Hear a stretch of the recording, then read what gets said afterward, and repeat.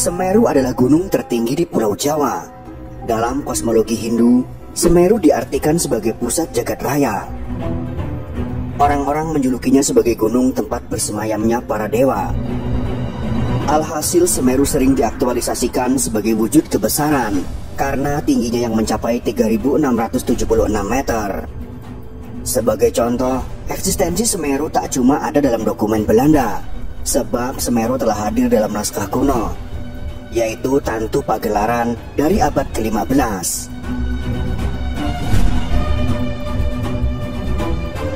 Kehadiran Gunung Semeru dalam naskah Tantu Pagelaran jadi bukti bahwa gunung para dewa penting dalam peradaban di tanah Jawa.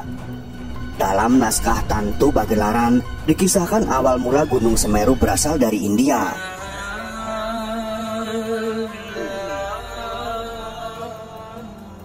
Kala itu Pulau Jawa masih terombang-ambing oleh samudra.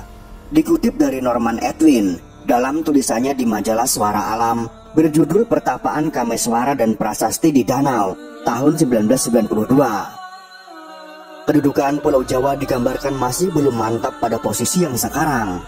Seketika Batara Guru sang penguasa tunggal memerintahkan para dewa dan raksasa untuk memindahkan Gunung Mahameru di India sebagai pemberat.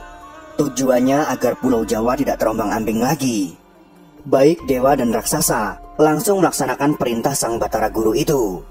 Dewa Wisnu menjelma menjadi kura-kura yang besar bukan main, lalu menggendong Mahameru. Dewa Brahma mengubah dirinya menjadi ular yang panjang sekali, lalu melilit gunung itu agar bisa ditarik ke tanah Jawa.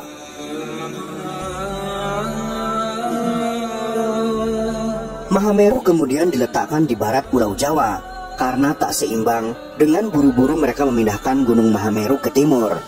Dalam perjalanannya, beberapa bagian dari Mahameru tercecer dan membentuk gunung-gunung di sepanjang Pulau Jawa. Mahameru pun berhasil ditempatkan di sebelah timur. Akan tetapi masalah belum lagi selesai, karena ternyata Gunung Mahameru itu miring ke arah utara. Diputuskanlah untuk memotong ujung gunung itu, lalu memindahkannya ke barat laut dan diberi nama Gunung Pawitra. Mahameru itu adalah Gunung Semeru, sedangkan Pawitra sekarang dikenal sebagai Gunung Pananggungan.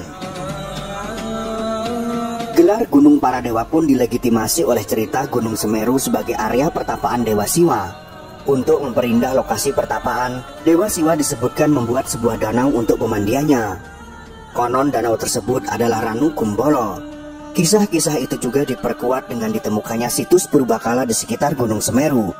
Yang paling terkenal adalah prasasti di Ranu Kumbolo dan Arcapada.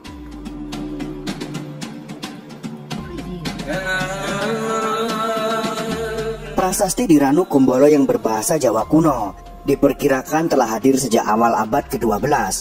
Pesan-pesan dalam prasasti berisikan tulisan memperingati kunjungan dari Kameswara, seorang raja dari kerajaan Kediri yang berziarah ke sebuah pemandian suci. Diduga raja pun sempat melakukan pertapaan di kawasan itu.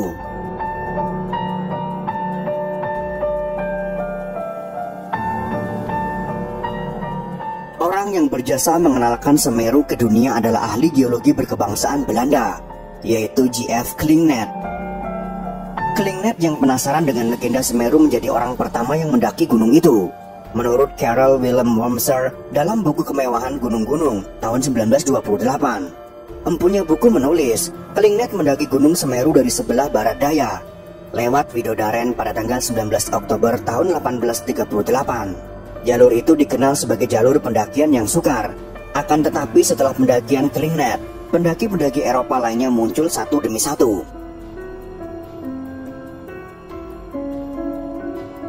Beberapa di antaranya ada nama seorang ahli botani berkebangsaan Belanda, yaitu F.W. Junghun, yang telah mendaki Semeru dari utara lewat Gunung Aye-Aye, Gunung Ider-Ider, dan Gunung Kepolo pada tahun 1844. Sesudahnya Residen Pasuruan mencoba peruntungan untuk mendaki Semeru, namun pihak Residen gagal mencapai puncak. Perlahan-lahan, Gunung Semeru pun menjadi populer. Kepopuleran itu berkat Badan Pariwisata bentukan pemerintah Hindia Belanda. Badan Wisata dengan akronim BVT itu lalu mencatatkan Semeru sebagai destinasi wisata wajib dikunjungi jika berkunjung ke Pulau Jawa.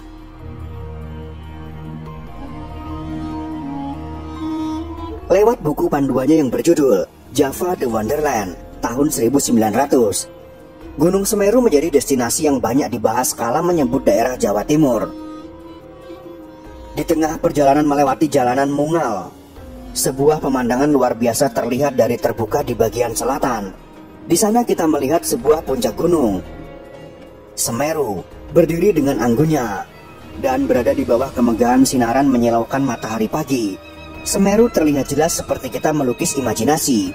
Dengan warna-warna hidup, melukiskan luas langit yang biru, disertai bentangan hutan yang tertutup cemara hijau. Cerita dalam buku Java the Wonderland. Untuk mengenang eksistensi Semeru, khalayak umum masih dapat mengakses catatan harian dari Su Hongyi dalam buku Catatan Seorang Demonstran tahun 2008. Gi yang juga dikenal sebagai seorang aktivis mahasiswa era 1960-an, menggambarkan Semeru sebagai tempatnya menemukan kesunyian abadi. Selain itu, kemegahan Semeru juga dapat dilihat dari lagu gubahan salah satu band legendaris Indonesia, yaitu Dewa 19 yang berjudul Mahameru tahun 1994. Berikut ini adalah penggalan liriknya. Mahameru berikan damainya di dalam beku Arcapada. Mahameru sebuah legenda tersisa, puncak abadi para dewa. Itulah sekelumit kisah tentang sejarah dan legenda Gunung Mahameru, tempat bersemayamnya para dewa. Semoga informasi ini bisa bermanfaat untuk kita semua.